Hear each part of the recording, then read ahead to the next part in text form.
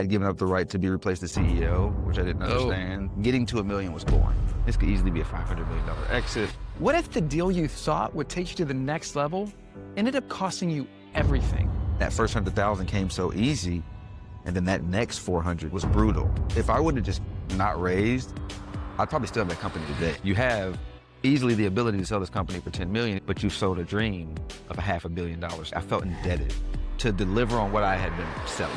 In this episode, Rod shares what scaling fast really looks like. Intuition is not limited to your startup. It's for your life. Intuition is sometimes trying to push you towards something that's greater than the company itself. And it has completely shifted the way that I approach everything. I have a definitive way where I know my intuition is engaging with me. And it doesn't mean that I always listen. Whoa. Before we get started, most of you watching are not subscribed. If you're into conversations about emotional intelligence, intuition, and high-level decision-making, hit subscribe. It's free, it takes a second, and it's the biggest way you can support the show. I'll keep bringing powerful guests and deep conversations. All right, let's get started. All right, brother, tell me a bit of background of your entrepreneurial journey and where you're at now and how you transitioned. First entrepreneurial journey, I had been hustling all my life, but when I was a freshman going into my sophomore year of college. Is that a song? All my life. Yeah, little Nipsey Hussle, R.I.P. But yeah, my freshman year going into my sophomore year, knew I couldn't work for someone else. Decided to start my own business. That business, I called it agricultural distribution. The state of Ohio had a different name for it at the time. And I found myself in some legal trouble, right? And I had gone to a predominantly white high school university, but just my exposure to things, that was the quickest way to make money that I saw. And got hemmed up, faced some legal trouble. What was like quick explanation of legal trouble, like LLC or? Agricultural distribution is the selling of cannabis. That's my term for it. That's my term for it. Okay. And so the state of Ohio called it drug trafficking. But yeah, so the legal trouble was that. Chris knows about that. Yeah. Okay. Hey, I don't know nothing. After that situation, that's kind of my testimony actually, because a lot happened during that time, but I still recognize I wanted to work for myself, but that taught me risk management and the importance of having a good lawyer. And I just decided, okay, to put myself into some hard labor, because the way I got out of the situation was incredible. I started working for a moving company that summer, and I was working from 6 a.m. till 10 at night. Fast forward through that summer, my sophomore, junior year, I started a moving company in college based off the knowledge I gained there. My senior year. So you're working at this moving company all through college? Yeah, pretty much. Okay. Pretty much. Just a perfect college job. It is. I had the football team, the basketball team, the soccer team. We all were doing moves together, full service. The whole team would need work. Yeah, so I just recruited college teams from my college. Okay. I got a job at U-Haul so I could get discounts on trucks, and that was like my dispatch. So it was a cool setup. The guys would come in, I'd be working behind the counter, hand out some keys. They'd come back, everything was good. But I realized my junior year, I'd made like $20K that year. So I thought I was rich. I was like, oh, this is what I'm doing for life. So as part-time while going to school. While going to school, while working at U-Haul. Yeah. And working at a youth group in the Hill District of Pittsburgh. So a lot of fun stuff was happening. But yeah, my senior year, I decided this is what I'm doing. Like, I'm going to start this company officially, because we didn't have like LLC at that point. And then I'm going to take it to 3 cities, and I should make $60,000, which would be almost 25% more than what my salary would be with a marketing degree. And so things will be great. That's what I imagined. So you're going to college for marketing? Going to college for marketing. Were you thinking to use your marketing skills in the moving industry? I was using a lot of what I was learning, because when I was working for that moving company, I realized a lot of people feel like they have an unprofessional experience. And so it starts from the time that they begin browsing online. And we realized, all right, if we put pictures of young, professional looking college kids, videos of how we actually show up, like, it'll make people want to connect with us much more. And it did. People were... Feel more safe, right? Yeah, exactly. Like, you can see who's coming to your house ahead of time. Yeah. You see these clean-cut college kids. So I was using those skills, but I went for marketing because essentially in high school and even earlier, people always asked me for advice on how to like pitch something, shape something up. Hey, I want my mom to let me stay out later tonight. What should I say to her? I'm trying to get old girl to go with me to the dance. What should I do? So I got this moniker of like architect of perception, right? So I'm like, how do I use that in college? Marketing. So I went for marketing, went to get a minor in psychology, but at the school I went to, they won't let you get a cross-school minor. So I took all the courses, but couldn't get recognized for it. But it still is useful to this day. But so yeah, senior year, this is what I'm doing. I graduate, I'm doing it that summer where I'm thinking I'm going to make 60K. I go into 2 more cities. We're doing moving now, landscaping, recycling. And long story short, I end up losing a ton of money. Like we talked a little bit about it before, where I got a dispute sent back in the mail for $11,000 total, didn't respond, lost all that money. At this point, did you raise money? Hadn't raised any money yet. Okay. Yeah. So we were all self-funded. And this is 2014. So that situation sets us back a little bit. It's 2015, we pivot because we don't have any money. So we stopped renting trucks for a while. When you say we, I always just say we. So we had a team, but it was me running the business. Okay. Yeah. So that's I was filing for grants and they wanted a team. So I would just always say we, where sometimes it's be like a roommate on stage with me. Listen, somebody. But I would just always say we. That I started thinking about. Sometimes people would ask me like, who? Like, What's he talking actually, about? that was just me. Just me doing it. Okay. But I always felt, especially in the moving space, it was never just me. Like I could never show up to all the places and do everything. Right. And I always wanted to at least indirectly acknowledge that. That set us back, stopped renting trucks, started doing labor-only jobs. And what was interesting that next year was we did less in revenue. When you said labor-only jobs, what do you mean by that? So you get the truck, we show up with the labor. Oh, okay. Like people. Yeah, literally the labor. So Okay. instead of us bringing the truck and doing the move, you go rent your own U-Haul truck. We'll send the guys. They'll help you load and unload it. Oh. Yep. And that is actually what ended up being the model that we raised VC money behind. Because it was so much more profitable. So our revenue dipped, but our profit margin went up. Before, did you own a truck? We were renting trucks. You're renting truck. Oh, so now. Yeah, renting trucks, paying insurance, you just gas, no maintenance, which is nice. But then we were doing like disassemble, reassemble, tools and supplies, boxing up. So when we got to labor only, it was just like show up with bodies, load it, unload it, leave. And we would pay our team members about 50% of whatever the job was, which ended up averaging at like $20 an hour for them, which was great money. And they were doing multiple jobs a day. And that model was actually really sustainable because I was able to pay myself enough to live and run the business, but not enough to reinvest in growing the business. So at the time, we were using some off-the-shelf applications that we had glued together with webhooks and APIs. Like it wasn't its own app. It was just like somebody else's app that we're making talk to somebody else's app to get what we need to get done. By using Zapier. Exactly. Use Zapier and a host of other little tools. But in doing that, went to Cincinnati. Young lady approached me and was like, hey, I heard about your business. You should apply for this accelerator. We applied for it. It was the Hillman Accelerator. We ended up getting $100,000 of investment for 6% equity, which at the time I was like, sure, that makes sense. We built our own app. And within 9 months from finishing the app, we went from doing like 100,000 a year to $500,000. And then over the next 18 months, $1 million. And like things were rocking, like 5 cities, 3 different states. We had about 300 contractors on the platform, 6 full-time employees, including myself. And things were great.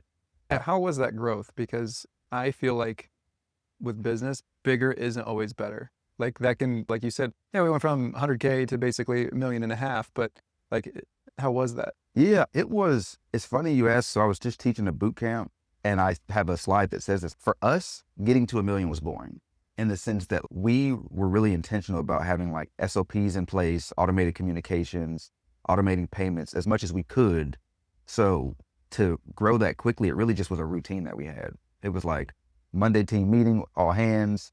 Tuesday I meet with marketing, Wednesday I meet with ops, Thursday I meet with finance, Friday I meet with the whole team again. And we just kept that on repeat. And we would the growth was exponential, but it felt incremental. It wasn't like overnight we did have a situation actually where the highest month of revenue we had done it to a point was like 35K in a month. And I'm sitting with our finance guy and we're going over projections and he's looking like we're going to do 150,000 in July. I was like, your numbers are broken. And he was like, I work for J&J, bro. I don't make broken numbers. This is what it's looking like. Yeah. And so a lot of people would think, oh, that's amazing. That was like a great month for you. But in actuality, we didn't have the supply to meet that demand. And so this is May and we're seeing in July, we're going to do 150K and we've only stacked up enough labor for 35 to 40K. Get enough people working. So we had to quickly go into recruiting mode. And since we were recruiting college kids, we would do tabling on campus. This is into May. What's tabling? Like setting up a table, putting up some signs. Oh, literally sitting out there, like literally, yeah, like putting some college on the sidewalk, getting some sorority girls, giving them a table, putting up some signs, having guys walk by and sign up. Like literally, that's what we were doing. The student unions, libraries, cafeterias. I would say if you get in the right frat, but the thing is, a lot of times the frat guys aren't really paying the bills. They're we had some frat guys who worked for us, and we stuck with the sports teams. I think the sports teams are better because they're like wanting a scholarship, so they're like the need of money is real. It's very different. But the frat guys, gave us a lot of game on culture. I will say we had one summer where 30 out of the 45 workers we had going into the year I graduated were all like 30 of them were frat guys. And they were an amazing group. Sometimes they show up late in the mornings, as one could imagine. Hungover. But they really gave us the game on culture, which we implemented. Like what's something? So they all had these little monikers. I can't even remember what theirs were, but like we bit off of those. So the monikers we ended up creating were like, be a man of the hill, honesty, integrity, loyalty, leadership. Oh, okay. Raise the bar, beliefs, actions, results. So like little slogans. Yeah, little slogans. Also code words. You get a lot of guys who are moving. And so sometimes you're in the truck, your back's facing the door. Maybe the customer was cute. So you got guys like, boy, she fine in there. You know, I would. And somebody's walking up behind you and you don't know. So you start saying stuff like, and one, which lets somebody else know we're not the only ones here. Somebody's around right now. So the customer doesn't know what and one means, but you all know, chill out what you're saying. Somebody's around. Yeah. So little things like that we picked up from them, which was really cool. And those really helped us solidify the culture that we grew in the company, because to this day, like anybody who I see who's ever worked for us, who I actually met, like loves us, loved what we did, is so thankful. And they're just like, honesty, integrity, loyalty, leadership. Like those things were really important. So that was cool. I love what you're saying, because I never thought, of course, it's the whole point of a fraternity is like, that's why people join, is things like that. Yeah, so, literally the culture. So yeah, the culture. The parties are strong too, but it goes hand in hand. Yeah. We pulled a lot from them. But so we had to go into fast forward mode when we were recruiting. And that was a breakthrough for us because we started recruiting on Instagram. So we were like, we don't have enough workers. Schools are shut down. How are we going to get enough workers to fill this demand? This is summertime, right? This is the summertime. Yeah. So that was the one growth moment where for 6 weeks, it was nuts to try to make sure we had everything in order. And then as it started coming in. At this point, you're only doing labor. You're not doing trucks. Strictly labor. Strictly labor. We show up with the bodies. Like that's it. And you would be surprised, but 75% of people who move hire out the labor. Like only 25% of people do full service. So it was a much larger market. But I did that, saw exponential growth, ended up attracting more funding, raised more funding. We ended up raising a little over $500,000 for the business. But being young, having a great time, ended up giving away some rights that I didn't understand I gave up. So as we're looking to grow the business and get term sheets for better deals, we actually were hamstrung by our original investor because they wouldn't allow us to accept other deals, basically. So it's, hey, we have first rights of refusal. We can match any offer. They didn't have to match the valuation though. So they could put in, hey, we'll put in $1 million, but we determine the valuation. And these are rights I had given up that I didn't realize I'd given up in the process of fundraising. Okay. Yeah. So no, I had a similar situation where I learned the hard way what preferred stock is. So it means exactly what it says. Yeah. So that was brutal. I had given up the right to be replaced as CEO, which I didn't understand. It's 30-something pages. I get a lawyer. This all looks pretty standard. I'm going back and forth before because first they wanted a board seat. With that investment, what was the percentage? So it was all under a note. Okay. So the first $500,000 was under a note, which is why I was so keen on having a higher valuation for our next round, because the note had a $3 million cap. And so essentially we were going to give up 15% of the business just by raising another round already. And so we were like, okay, if we give up that 15% is going to convert and we're raising $1 million under a $5 million valuation, that's 35%, plus a little friends and family stuff that we had done. So we were going to be pretty much at the precipice of losing more than 50% for a pre-seed round. Or for a seed round. So we were like, that doesn't make sense. Yeah. So a lot of investor infighting began to happen. We had some angels who were like super on our side. We had this VC who was clearly not on our side. And after 6 months of trying to find some alternative forms of funding and come up with a deal, the best decision that we could make was to just shut the company down. And this year, the year we shut it down, so I said our highest month was $35,000. Then we did that month $150,000. It was the first 3 months of 2020, and we had already done like $356,000, which is our slowest months. So we were on pace. Wait, this is during 2020. So you're moving a lot during COVID. The COVID was crazy time for us because like people were selling their houses left and right and moving. So business for us was actually booming. Never thought of who's like the businesses that would have benefited from that. Yeah. Shout out to the Most High. We had no incidents, no outbreaks, no necessary, like we were pretty on it, like gloves, masks, the whole nine. But were you considered like essential? Yeah. Okay. Yeah. I believe you. They didn't stop us. I'll tell you that. You look essential. I don't know. These people need to move. Their lease is up. Or the home is sold. So like they have to get out of there. And a lot of people couldn't physically do it themselves. Was there any limit of like how many people you could have? Listen, nothing ever changed for You're us. just like, have a mask, wear gloves, go. No, yeah, Oh. yeah. Now we had obviously more like calls to prepare for as things were coming down the pipeline. Hey, everybody, have hand sanitizer, wear your mask. We'll reach out to customers to see if they're sick ahead of time. Like little things like that, like at the checkbox, do you have a fever? Have you coughed recently? Yeah. But Do you know anyone who had yeah, contact with them? So, but nothing extreme. Have you been outside the country? But nothing extreme. And yeah, business was flourishing for us. I think a lot of people were getting a little antsy about what was going on. So a lot of moving was happening. And that was the best quarter we had ever had. But we were like, yeah, we got to shut the business down. Like we as a leadership team understood we're losing control. And it was like being a non-technical founder, I had blown money on tech and it didn't pan out. So there was just things that were happening where it was like the perfect storm for us to think, all right, let's just shut this thing down. We wanted to make a pivot anyway. And I still had the right reserve to shut it down because I was a Wyoming LLC under Delaware C Corp. So our promise was we'll become a Delaware C Corp when we close this next round, which would have made it way harder to shut the company down. But since I was a Wyoming LLC, their proxy and privacy laws were a great benefit. Yeah. So shut the company down. When you raise VCs, you get the non-compete. You can't just shut your company down and go start it over again without them on your cap table. So I had to wait for 2 years. Year one, travel the country in Mexico, Colombia. Did you get to Guatemala? Didn't get to Guatemala. One of my favorites. Literally just Colombia and Mexico. Good spots. They were great spots. And I needed a beach and I just needed to not like work. So trading options, crushing it until I wasn't. Right. Yeah. I was doing really well. And then I made that Ukraine war hit. Then everyone was loved. I made one bad move, DocuSign, I'll never forget. And that just blew up my account. So that was like, all right, Rod, you gotta get back to work. What are you gonna do? And a buddy of mine was running for state senate in Ohio. And he was like, look, I got this business, but if I win, I can't run the business anymore because we have public contracts. Oh. So can you help me stand up this business so it doesn't rely on me? Because a lot of entrepreneurs, it's all tribal knowledge in those early stages. Yeah, you got to really get it out of your head. Exactly. So took that on as a consulting gig. That kind of started getting the word out. And then we had done really well in the city of Cincinnati. And our old investor called us and was like, hey, would you be interested in going out to Tulsa to be an entrepreneur in residence? We're opening up shop out there. And I was like, no, what's in Tulsa? I have no interest in Tulsa. But I'll just fly out, like you'll enjoy. So flew out. I was like, this is cool. Ended up not doing that gig. But a VC firm was like, will you just come out here? We'll pay you for 6 months to just be in the community. Oh. So I was like, if you're serious, sure. They called me like 2 weeks before they wanted me to move. Got you an apartment, furnished it, come through. Okay. So I was like, all right. So I went out to Tulsa for 6 months. And that's when I started picking up the consulting work for my consulting company, Think Moda. That's where you're at now, right? That's where I'm at now. Okay. Yeah. And just kept realizing a lot of entrepreneurs didn't have, oh, can you help me with my pricing strategy? Sure, let me see your financial model. I don't have one. All right, can you help me with my marketing effort? Let me see your branding kit. I don't have one.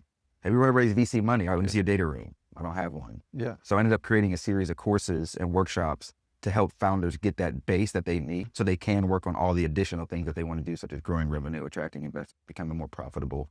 And in a hopefully mid-length story, that's where we're at today. So thank you for that. It's amazing. It's a wild ride. It always is. So throughout your journey, tell me a story of when you listened to your intuition. Yeah, man. It was funny that we bring up the Tulsa piece because after shutting down the home team, it was like an identity crisis for me. Because that's what I was doing for almost 9 years. So I was like, hey, I'm Rod, CEO of the home team. Rod, CEO of the home team. And then I was like at an event in Miami after we shut the company down. And like, I'm Rod. I'm a creator. Like, I'm a builder. They're like, okay, what are you building? They're like, I don't know. I'm just trading options right now. But so I just felt, wow, what is my identity? But every year, before we even raised our first round of funding, starting since 2017, I would go take a trip in the woods and just do it fast. No phone, no food, no water. It was like 3 days, and then the next year it was 4 days, and just adding a day every year because I felt like God had told me like I need you to do a 9-day fast ultimately. So I'm like, all right, every year beginning of Ramadan I would go fast. I'm not a practicing Muslim, but that's just the timing. That's the way it lined up. So 2021, I go to do this fast in Smoky Mountain National Forest in North Carolina. So you're by yourself, like in a tent? Yes, but this time it's like burning wood and chopping. Listen, it's drinking out of the river. I'm on camping sites, right? So there's like loose amenities that you can get. Okay. But before I had left, I had felt like God kept telling me like, take this book with me. And it was the Tao Te Ching. I don't know if like a book of Chinese proverbs. Say it again, The Tao Te Ching. Well, it's really like the Tao Te Ching. But I had already read it. So I'm like, what do I need to take this book for? I've already read it. But at that time, I don't know what your experience was like. I'm curious, but running a company where it's moving, it's labor, it's tech, it's men, I had become a very forceful person, very direct, very like, Yeah. And so I was prayerful, like, God, help me to be more chill, because like I'm still high octane, but the business is not even running anymore. But like the way I'm talking to people who aren't even in the business, they're like, buddy. So Yeah. I feel like my girlfriend at the time was like, I don't work for you. Yeah. I'm like, I'm sorry, it's just how I talk. And so I saw this video on power versus force, and it was like power flows. So I was like, God, help me to be a person of flow. So I'm journaling about this like weeks before going on my camping trip. So as I'm getting ready to take this book, I grab the book. So now I go to the forest, I'm camping out, and one day you're bored, right? I'm drinking out the stream as I'm putting wood in fire. So I'm like, let me just open this book up and see what's up. I never read the introduction of a book. Judge me if you may, but I'm trying to get straight to it. I'm trying to get straight to it. I can tell you. Because I skip that, I'm going to meat and potatoes. But this time, since I'd already read the book, I'm like, let me read the intro, right? So I'm reading the intro, and this is where I call the guy called intuition, but it's like, I'm reading the intro, and I get to the end of the intro, and it talks about this principle called Wu Wei, action through non-action. And it's like, when you are moving in force, you are naturally brittle, because to measure force requires opposition, right? But to move in Wu Wei, action through non-action, is to move in flow. And they literally said like, it's to move in flow. And I'm like, dang, I've been journaling about moving more in flow. And here I am reading about a principle for how you move in flow. So I'm like, okay, I'm hearing you. You know what I'm saying? I'm hearing what's going on here. So next day, I'm supposed to make an 8-mile hike to this other side of the mountain. I thought it was 8 miles. I read the map wrong. So I start this hike. Is it 18 miles or? Listen, so I start this hike. I get about 3.5 miles in, and I don't know if you like, they're like signposts on these different trails, like this trail that way, this trail that way, this trail that way. Like a red trail, orange trail. Exactly. So I get to this milepost 3.5 miles in, and I'm adding up the different posts to where I need to get to, which is called Smoke Mine. And I'm like, wait a second, it's at 4.5. It ends up being like, from where I am currently, like 11.5 miles. And you've been hiking. And I've been hiking for 3.5 miles. So I'm like, 15. I'm like, there's no way. Yeah. So I sit down, I'm like, I'm done, I'm not going. Like, I'm about to go back. And I feel like when you talk about intuition or God, whatever, the higher self, the Holy Spirit, whatever it is for you, it was like, I know how it speaks to me. And something kept saying, go that way, go that way. And I'm like, I'm gonna sleep out in the woods if I keep hiking, because there's no campsites on the way to the next campsite. And I take a nap, bro. I sit on the rock like, look, you know what I'm saying? You could talk about this with yourself, but I'm not going. I wake up, I still keep getting that push. Go that way, go that way, go that way. So hold on, you've been hiking like 3 miles. You take a nap in like I the take middle of the day. I'm like, Okay, and then because you're burning daylight. So listen, because I'm not going. I'm going back. I can make it 3.5 miles back, bro. So that's how I'm feeling about it. I'm guessing you did not have a phone, right? I did not have a phone. So you're like gonna send smoke signals. Listen, hey, shoot up a flare or something. So I have a rucksack on. Okay. And in my sack, I have a ton of stuff. But when I get up and I keep getting that call to go the other way, to go the way I was told, I'm like, all right, I'll do it, whatever, I'll listen. And as soon as I start walking to go that way, it's all uphill. Like literally, now I understand Smoke Mont, it's on a mount. It's all uphill. Okay. So I'm like, I done decided to go. And now I'm walking uphill. It's day 4 of a fast, 50-pound rucksack. Oh, yeah. I'm no like, water either? We dry out here, bro. Okay. So I'm like, blown. So I end up finding this little stick, like a real stick. I'm walking with it to help me up this hill. After 2 miles, it snaps. You're like Moses. Bruh. Nah, he had 40 years in there. I'm like, this is just a day. I don't put that on me. But I remember it's funny how you feel and it's very relatable to the entrepreneur journey, because it was like, I was out there by myself. This stick was like my Wilson from Castaway. And like when it snapped, when it snapped, I remember, it's funny to me now, but I like looked at it and kissed it and laid it down gently. Thank you for helping me this far. You know what I'm saying? So it snapped. I sit down. I don't go to sleep. I just rest for a second. I get up. I turn this corner and I'm like face to face with a horse, bro. And I'm like, am I awake? Is this real? And then another horse comes around. There's these 2 women sitting on him, like plainclothes white women. They're just hanging out and they're looking at me and I'm looking up at them and they're like, where are you going? And I was like, Smoke Mont. And they're like, today? And I was like, yeah. And they were like, you're not gonna make it. You're gonna be stuck out here. I'm like, don't worry, I got a tent. It's cool. We're like, you got food, you got water, you can hop on these horses. We can take you back to the original campsite. I'm like, I gotta go this way. They're like, look, man, it's gonna be a long ride and it's uphill some more. Are you sure? I'm like, yeah, it's okay. So if you can make it another 3.5 miles, there's an off-grid campsite that you can find. So I'm like, I appreciate that. Like, let's give you some of the food. We're almost done. I'm like, it's cool. You're fasting. You're not supposed to be like, oh, I'm fasting, so I don't want your food. So I take it, but I don't eat it in that moment. And they're like, hey, anything we can do to help? I'm like, actually, yes. I don't have a phone. If I could use your phone and text my girlfriend to tell her I'll see her tomorrow, that'd be super helpful. They're like, no problem. So get the phone, shoot off the text message. And I'm just like, these are the only people I've seen. I've seen 2 people on the hike. So these are like the second people I've seen. I'm like, I really appreciate y'all. Thank you. I was like, you're super sweet. What's your name, by the way? She looked me dead in my face. She says, Flo. Whoa. So I was like, that's incredible. She was like, nobody's ever told me that. And I was like, it's a long story. But when that moment happened, that was my like, I understand why I'm here right now. Like literally Flo was helping me in the actual flesh. And the text went through.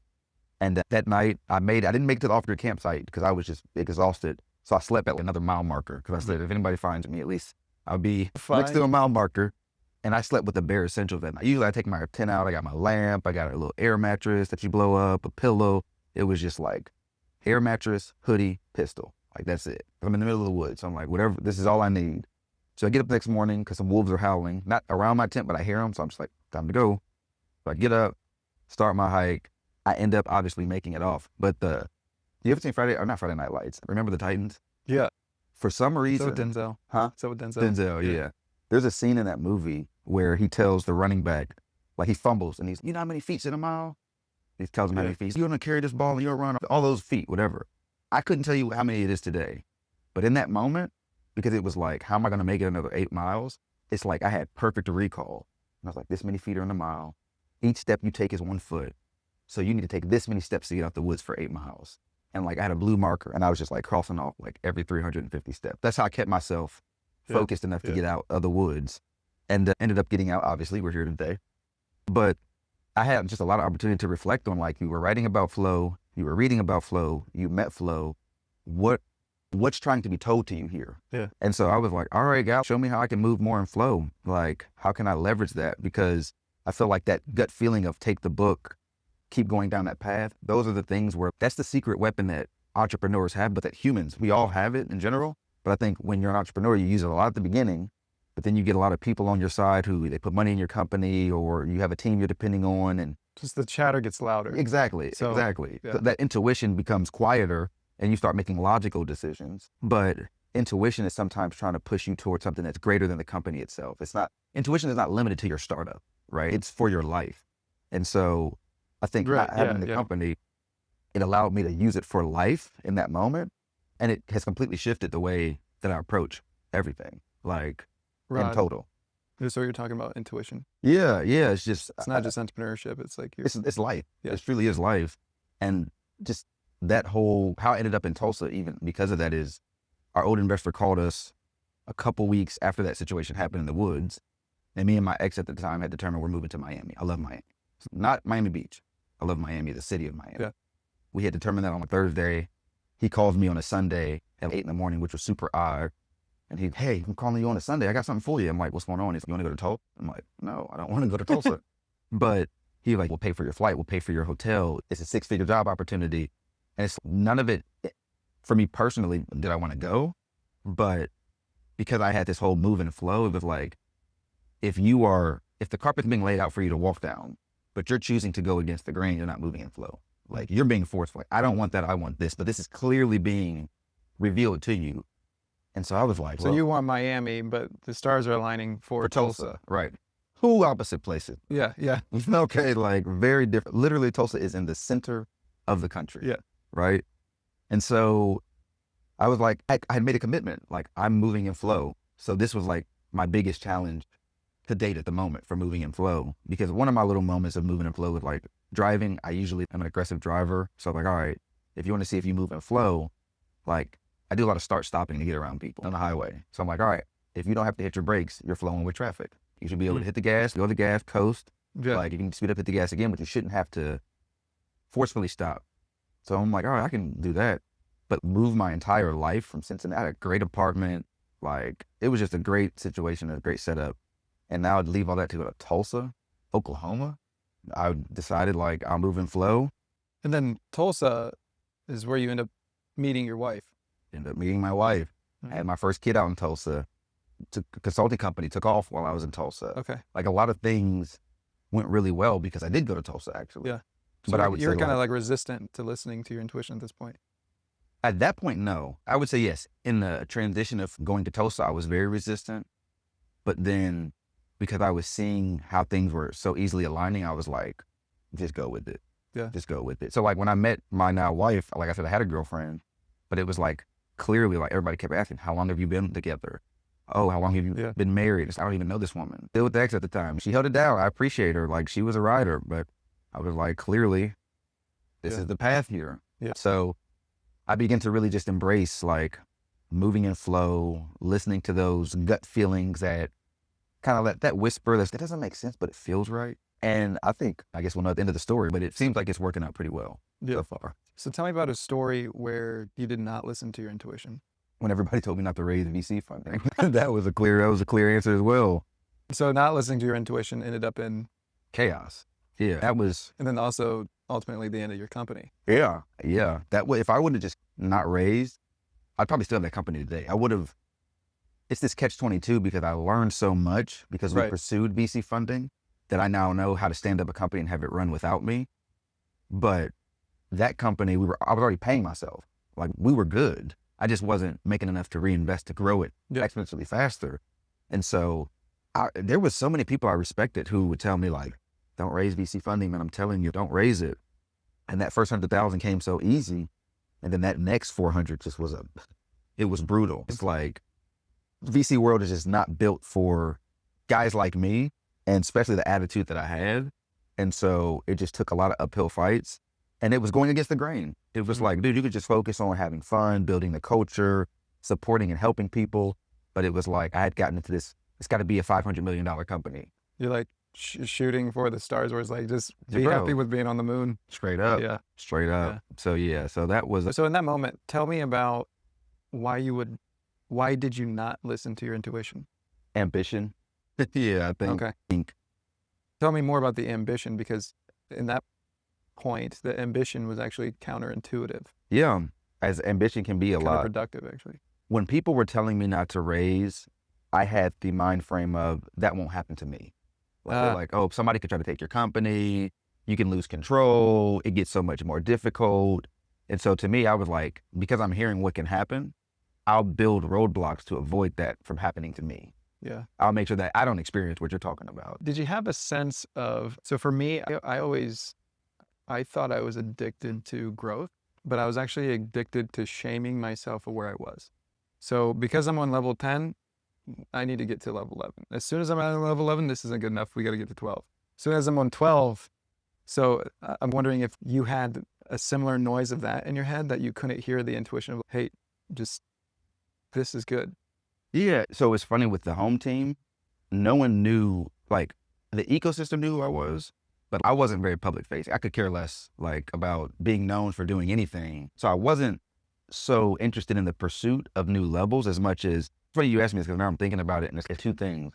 I had told myself in college, I want to sell a company for $10 million. So I want to sell a company for $10 million. That's what I want to do. But then as I started bringing on people, like our regional manager had a son who was like young, and we were the same age pretty much. And so the COO, against his family's will, like jumped into the startup world with me. Like his family was like, no, that's not safe. Don't do it. And then our CMO, she had walked away from a full-time position with the VC firm to be our chief marketing officer. So I felt this, I would say commitment, but I almost say I felt indebted to deliver on what I had been selling. I felt like you were the one who convinced them to get on the bus. Right. I can't get off the bus. Yeah, I gotta promise we're going all the way to Miami. We can't stop in Tulsa. Yeah, we can't stop. Listen, I got to get you to the beach, to the sunshine, to all the shiny buildings. And I'm sure as a leader, you're telling people, listen, if you all trust me, we're going to go this way. There's a wall there, but we're going to break through it. We're going to have enough momentum where we break through. Was there a point of like you wanted to prove them wrong? Who? The COO's family who's don't do it, like those people? There were, I think, anything that I wanted to prove, we proved it. Like, so early on when he jumped on board, we raised $100,000 in less than like a year, and probably within about a year of him jumping on, which to them was like, whoa, like that's huge. And then the business started boom. So they weren't like, check. My buddy who had the son, I was like, as soon as we get some money in, I want to make you full time. So check, did that. So all those things we knocked out pretty early. But the vision that we had began putting together, and just through, you start researching the market, you start understanding things, it was like, wow, we could easily do $1 million in 50 cities across the US, like easily. And we were researching with customers and finding out all the things that they need over the next 6 months after moving in. So we're like, we could either ramp up each market to $3 million a city. There's 50 cities. We could do 150 million with the type of margins we're seeing. This could easily be a $500 million exit. So you start living in that world. And now that's what my pursuit is. So I remember there's one day when I'm with our investor, his name's Mark Dawes, great friend to this day, brilliant mind kind of guy. Like he sold a company, him and his team sold a company, multiple companies, but one of them for like over 400 million. But he doesn't do it for the money. He's just a problem solver. So we're sitting in a meeting one day and he's like cranking out this like whiteboard, just like showing, here's your margins, here's your numbers, here's your growth rate. And he finished out with 11.7. He's like, this is the valuation of your company right now. Like 11.7 million. You wanted to sell a $10 million company. You have easily the ability to sell this company for 10 million, but you've sold a dream of $500 million now. And he's like, and that's the train that you're riding. Right. Damn. 10 million is level 10, but you're like, but I could get to level 12. You know what I'm saying? $500 million. Level 500. Yeah. Yeah, man. That was, I just remember that moment. You could have done what you were saying, and we still could have, but I felt indebted to bring to the life the vision in which I had told everyone else that we could accomplish. And so I think that was when I just was like, intuition out the door, mission alignment is like what I'm focused on. Because I believe that the intuition only speaks in the present. So if you're going off of a vision in the past, then therefore that's pretty contradicting. And if you're more committed to, this gets pulling of the morals, because if you're like, I'm a man of my word, and this is your word, and we're going to do $500 million. What's funny is if you're really a man of your word, like what ended up happening was actually the opposite. So I'm not trying to say you're not a man. No, but I know what you're saying. But it's just like, you know, we could have, what do they say in baseball? We like just take a base instead of get a home run. We could have taken a few bases and everyone could have left with some cash. But the thing is, so with me, with GripMat, there's, long story is I was about to sell it for $5 million and it just spiraled out of control and never ended up selling it. So in a way, I think, wow, I missed this like $5 million opportunity. But another part of me looks at it as I was there for the opportunity. And a lot of people don't even get the chance to work with people to actually make the documents, like even get that far. And really deeper than that, I'm actually just reflecting the value simply off of a dollar amount, not like like my personal growth through the whole process, which is actually worth way more than $5 million. Because what I've learned through that process, I could go to a lot of companies and grow them $5 million. I could start another company. So the sky is really the limit when I was upset over this dollar amount. Yeah, bro. So I guess I'm curious to you, when did intuition become a major recognition for you in your journey? I would say actually what I was saying with Hawaii was a big one. I would say I did listen to my intuition before, but Hawaii was like the time I was like, okay, I get it. Like when I could text the whole team, who wants to go to Hawaii? And then we left 6 hours later. I was in a panic. I was like, it was just one of those, it was like a switch flipped and I was like, I just got to get out of here. I just got to go. And I was getting people calling me like, you're irresponsible. I can't believe you're doing this. And even this lady I knew through the Air Force from Hawaii was like actually tagging me on Facebook posts saying, telling everyone what I was doing, and people were commenting, saying to leave the island and everything. Right. Yeah. And within the first 2 weeks, actually, this is crazy to say, but my car in Ohio lit on fire. And somebody set your car on fire? There was actually an electrical issue and it just went on fire. And so basically I was still trying to figure out like online meetings and trying to do this. And my neighbor in Ohio texts me and says, hey, the fire department's here to put out your car. And I was like, what do you mean? He's like, car's on fire. I was like, dude, my car's not that cool. It's like a Volkswagen. He's like, no, but he like video, like FaceTimes me, and my car is like on fire. And I had a friend who like lost his job. I was like, hey, I'll just pay you like $15 an hour just to run my errands while I'm gone. And I was like, I got this recall on the car. He was scheduled that day to take it to Volkswagen. But I was like, hey, did you take my car to the Volkswagen? He's like, no, I'm on my way to your place now. And I was like, dude, it's burned. It's a wrap. Yeah. That was a sign for me. You're not going back. I remember I convinced a friend of mine in Colorado, when I had a layover in Colorado, I convinced a friend to come with me. So why? Yeah. And he told me, The guy who came with me was a videographer. His name's Alex. He told me and Alex, he's like, you guys don't have to go back to Ohio after this.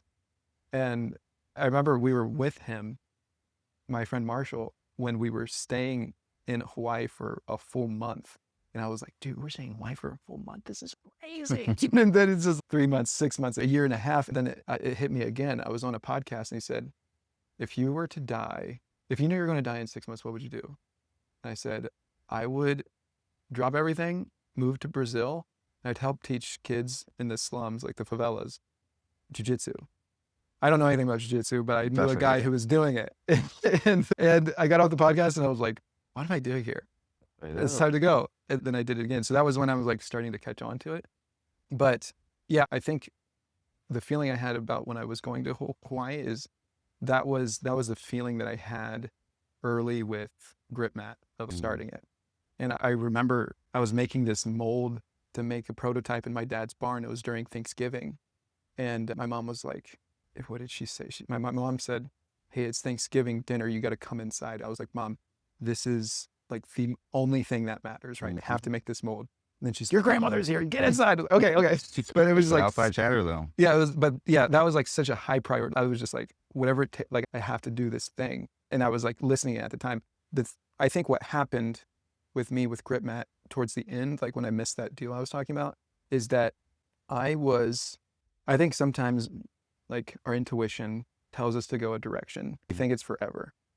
And then there's a point where it's, no, this isn't the end destination. This is actually a stepping stone. And if you confuse those two, then like, I view it as like a trail, like you're saying. Usually at the end of the trail, there's like a view or like a waterfall or something, where the thing is, along the trail, there's always like a resting stop. Right. If you confuse those two, you're gonna be like, wow, this is a great resting stop. You could have went to a completely... So much further. Yeah. This is like that whole saying, like there's a reason and a season and then a forever. And like a lot of times, to what you're saying, what I've learned from me and my intuition is it's almost listen to it more so as like headlights versus like the end destination. Like it's telling you where to go for the next 100 yards. Yeah. It's not like telling you where you're going to end up. Yeah. So that's what I'm saying is I confused that, where I thought Grip Mat was the end destination. Right. It was like, no, this is actually, like you're saying, headlights. Like it was like, just go down this road and then turn right. Yeah, exactly. You know? But I don't want to turn. Yeah. I love this road. I told everybody I built this road. I built this road. You know what I'm saying? And like the road is named after me and everyone on this street knows who I am. And they're only on the street because of me. Yeah. So yeah, I definitely understand that, man. But that's cool that you could recognize it in that dual moment of hearing it slightly to go to Hawaii, but then getting off the podcast and being like, what am I doing? So did you go to Brazil and teach jiu-jitsu? Yeah, for a year. And then it was, sometimes, it's funny, then the next step was I had to go back to the States for a few events. And I knew if I went back to Brazil, I'd have like visa issues because I was basically used up all my time. It's like, I really want to visit my cousin. And somehow I realized from where I was flying from to visit my cousin in New Mexico was like $500, or it was like $200 to fly to Portugal. And I was just like, hey, cuz, I'm sorry. The math is math, sir. I gotta. Yeah. So then I just started nomading. First country I went to, I met my girlfriend, and then we'd meet up in countries and we'd keep traveling at the same time. When I was starting to really dial into the intuition, people would ask me like, what are you doing next? Have you thought of any businesses while you're traveling? And I was like, yeah, that's actually my problem. Yeah. Problem is actually what I'm trying to do is think of any businesses, because, and really I was seeing my internal scarcities of that's why I was like making businesses. That's why I made Grip Mat. So the thing is, Grip Mat was started from the intuition, but I hung on to it through scarcities. Yep. And so you're saying like, okay, raising more capital was you not listening to your intuition. Facts. Okay. And then really the reason for that was you're wanting to be committed to what you told everybody. Gotcha. Yep. That's another word. If you could go back to the beginning of your journey, let's say when you were, would you say distributing agriculture goods? I say probably right after that. That was the prequel. Around that time, what would you tell yourself about intuition? Man, the biggest thing I would say is learn how it speaks to you. Okay. Because that was after that situation happened, actually, where I did get into some trouble. I had this, I don't even, like, moment of clarity doesn't even do it justice, but there was just this situation that was this instance where I felt like everything made sense. I understood why I was where I was and what was trying to tell me to do different things. I remember, like, talking about intuition. speeding down the highway from Pittsburgh to Columbus, my first adventure, and I speed past this state trooper, and I'm about to get you. And the trunk is fully loaded, and I'm like, oh, I haven't even gotten started yet, and here it is, I'm about to get pulled over by the cops. And there was a car that was broken down the side of the road, so he speeds up next to me and is like, slow down, and then pulls over and helps this car. I'm like, what? At that moment, I'm thinking, I'm destined to do this, versus my intuition showing me like, this is a prequel, what's to come, bro? Yeah, I just gave you a break. Yeah. I just gave you a break because I was in a neighborhood, and when the whole situation went down, I was in a neighborhood and got stopped by a state trooper. Do you get what I'm saying? Like, why is a state trooper in a neighborhood? So there was these little moments where I was like, oh, it's so clear, but I didn't know how it was talking to me. And I was so focused on what I wanted that I was like ignoring the clear signs and ways that it was like showing me things. And so I would go back and I would say, learn how it talks to you. Like I have a definitive way where I know my intuition is engaging with me. And it doesn't mean that I always listen. I listen way more than I used to. Probably 95% of times. There's that 5% where I'm like, I might just have to experience these consequences. But I really try to lean in and just say, all right, this is despite what I want to do. It's not the most comfortable thing to do, but I'm gonna do it. Yeah. But because I know how it talks to me now. Yeah. So when I feel that feeling, that sensation, sometimes even the physical sensation of you know what to do, like I can take immediate action versus that middle phase, even after the home team, it was like, how do we communicate again? Yeah. How do you even give me that no? Yeah. I believe with your intuition, it's like relationship building. I love that. The thing is, you have a lot of experience with moving. Let's say I'm moving, let me back up. What I see is when the intuition speaks, a lot of times we don't listen to it. We'll ask our mom or best friend or Google for advice. And to me, that's, if I was moving and I ask you, hey, what's the best way to move? And you give me the next step, or like the best way of how to move. I go, oh, wow, thanks. I found this on Google. You'd be like, well, I just told you what to do. I just You're gave like, you the game. but ChatGPT says to do it this way, where you're saying to do it that way.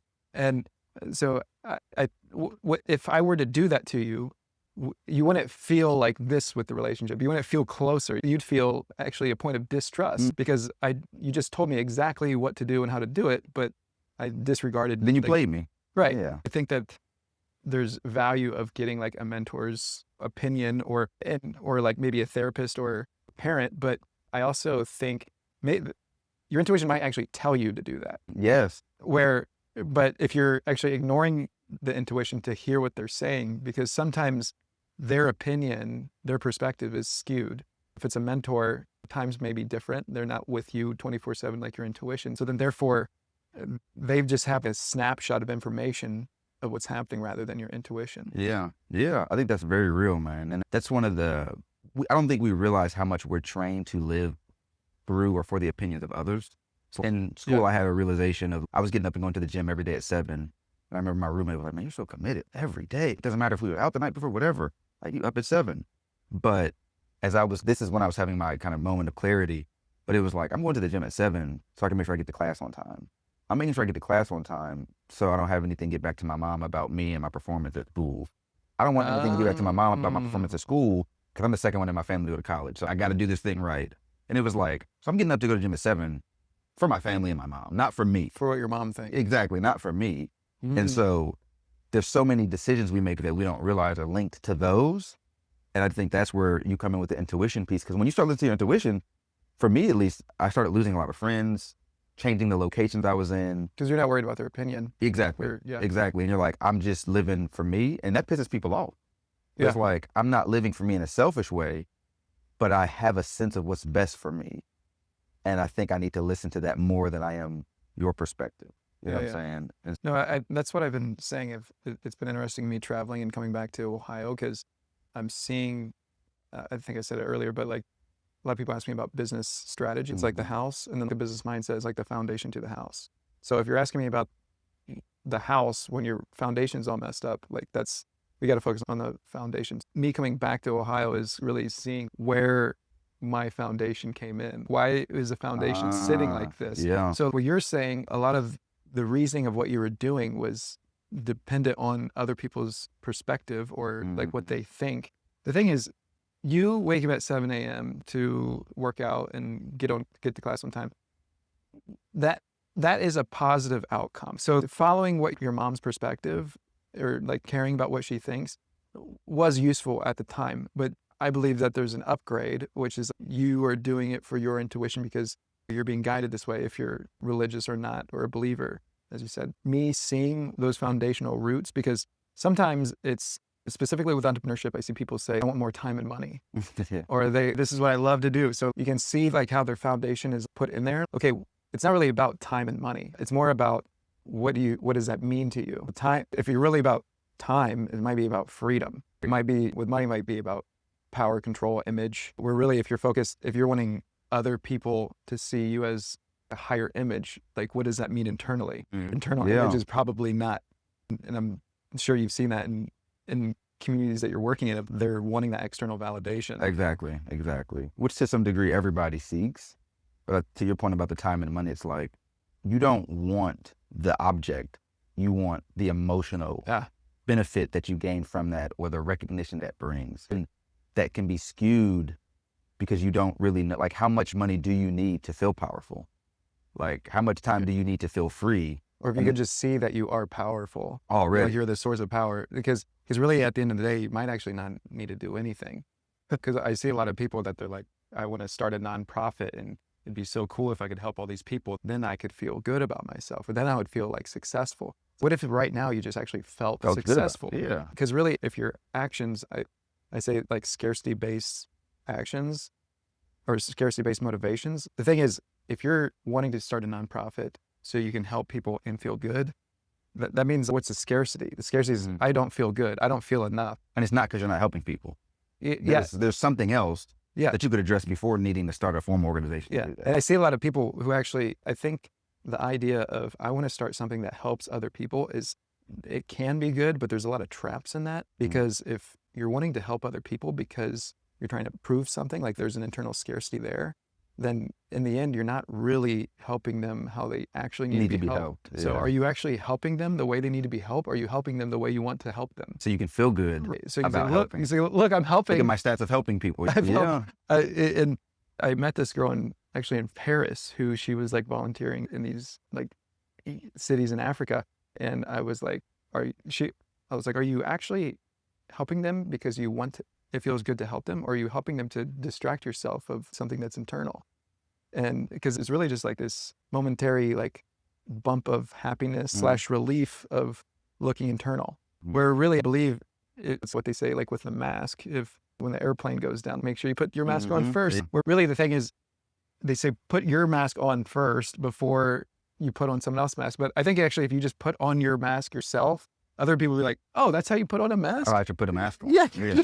But if you have somebody next to you who doesn't have arms, I can't put your mask on for you if I'm passed out. I got to get my mask on first, and then I can help out. But I've already taken the steps necessary to make sure I'm good. Yeah. But I think what's like really not measured or seen is like me putting my mask on encourages others to do this. And I don't even have to say, Rod, you got to do this or do that. If I actually just focus on me, there might be a day where Rod said, hey, how did you not get pissed over that? How did I always felt like you were really calm over that. Or you might not even say anything. You might just say like forever, whatever reason why was flow on your mind? Maybe there was someone else who was like in the flow. Like you said, there's a lot of people who were saying, hey, you need to calm it down. And on the opposite side of that too, when you start living things out, you hear people say, I'm sure you've had, but people come to you later on, that thing you said to me, the way you handled that situation, that really stuck with me. It shifted my mind frame. And you really just need to be who you believe you are or want to be.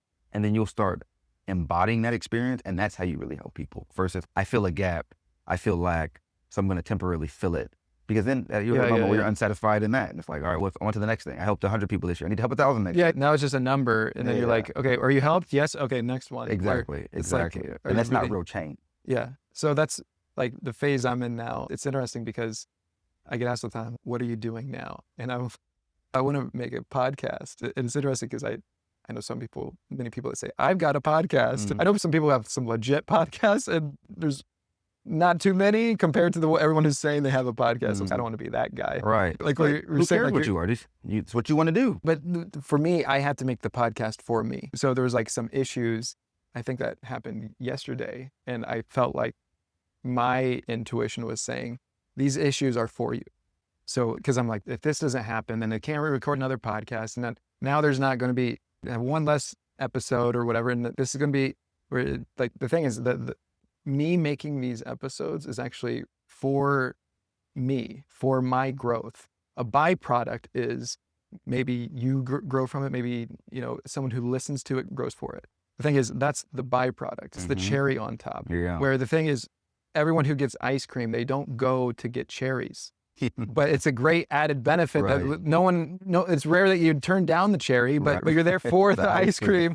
But if you confuse that, if an ice cream store is like just advertising they sell cherries, then you're not going. It's two different things. That's where I'm like, okay, what is the main focus right now for me? It's just strictly my growth, and whatever comes, whatever issues, that's actually whatever I'm considering a problem is actually a reflection point for me. I love that. Like if there's a problem with the recording, the audio, like that's an opportunity that I don't have to sacrifice or trade my piece over audio of a podcast. So it's okay. What I'm saying are problems. It's a perfect test. I, in so many ways, agree and understand exactly what you're saying. It's a reframing of the mind though. Yeah. And it's like, I got to watch myself with the entrepreneurial. I actually think when entrepreneurs go in this like growth mindfulness stage, I think they need a little bit more time in the oven, because there's a lot of, I see people they'll go through this growth phase and they're like, I can monetize this. Yeah, listen.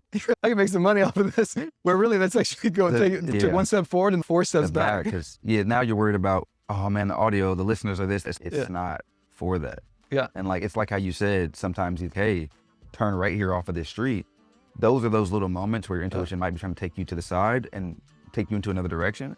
But it's that attachment piece that we have. I do a lot of readings in the Buddhist ways, and like that for me is like attachment being the root of suffering. Like it's real. But for us as people, it's like when you have something that you feel committed to, it's hard to sit it down and let it go.